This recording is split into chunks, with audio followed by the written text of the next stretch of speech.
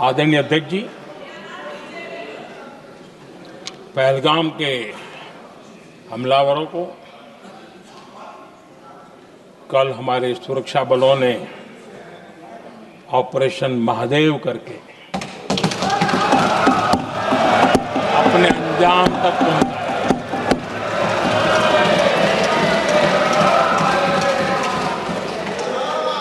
लेकिन मैं हैरान हूं कि यहां ठहाके लगा के पूछा गया कि आखिर ये कल ही क्यों हुआ।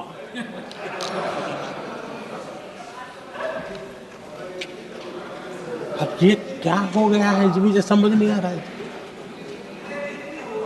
क्या ये ऑपरेशन के लिए कोई सावन महीने का सोमवार ढूंढा गया था क्या? क्या हो गया है इन लोगों को? हताशा, निराशा इस हद तक।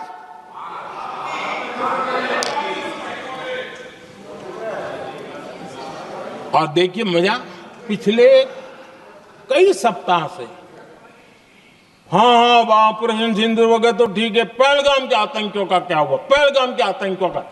अब हुआ तो कल क्यों हुआ?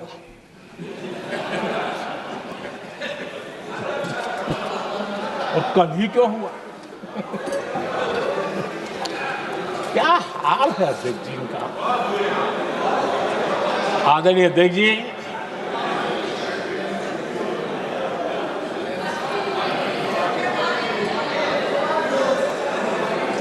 आदरणीय अध्यक्ष जी,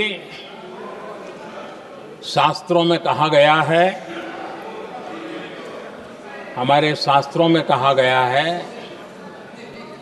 शस्त्रेण रक्षिते राष्ट्रे, शस्त्रेण रक्षिते राष्ट्रे शास्त्र चर्चा प्रवर्तते। अर्थात जब राष्ट्र शस्त्र से सुरक्षित होते हैं तभी वहां शास्त्र की, ज्ञान की चर्चाएं जन्म ले पाती है। जब सीमा पर सेनाएं मजबूत होती है तभी लोकतंत्र प्रखर होता है। आदरणीय अध्यक्ष जी,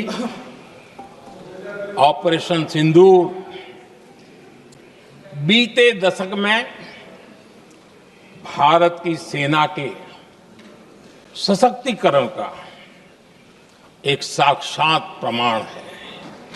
ऐसे ही नहीं हुआ है। कांग्रेस के शासन के दौरान सेनाओं को आत्मनिर्भर बनाने के संबंध में सोचा तक नहीं जाता था। आज भी आत्मनिर्भर शब्द की मजाक उड़ाई जाती है। वैसे वो महात्मा गांधी से आया हुआ है, लेकिन आज भी मजाक उड़ाई जाती है। हर रक्षा सौदे में कांग्रेस अपने मौके खोजती रहती थी।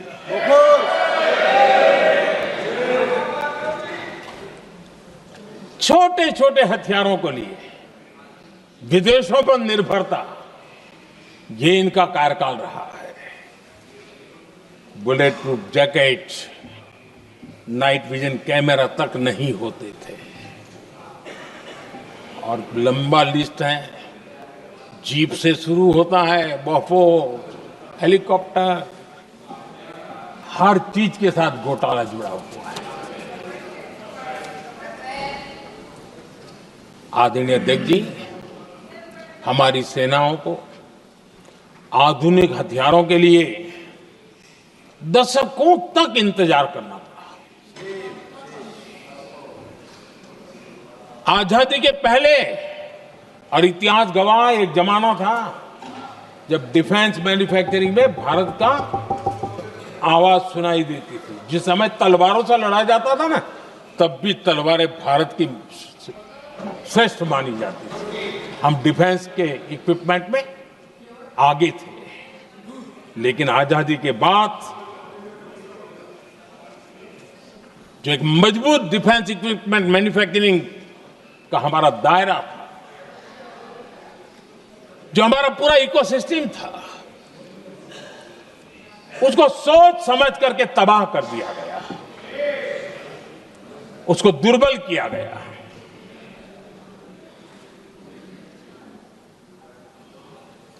रिसर्च और मैन्युफैक्चरिंग के लिए रास्ते बंद कर दिए गए। अगर इसी नीति पर हम चलते तो भारत इस 21वीं सदी में ऑपरेशन सिंदूर के संबंध में सोच भी नहीं सकता। यह हालत करके रखा हुआ था उन्होंने। भारत को सोचना पड़ता कि अगर कोई एक्शन लेना है तो शस्त्र कहां से मिलेंगे, साधन कहां से मिलेगा, बारूद कहां से मिलेगा, समय पर मिलेगा नहीं मिलेगा, बीच बचाव में रुकता नहीं जाएगा, ये टेंशन पालना पड़ता है।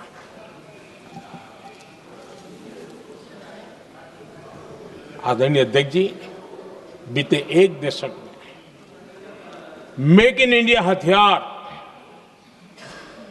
सेना को मिले, उन्होंने इस ऑपरेशन में बहुत निर्णायक भूमिका निभाई।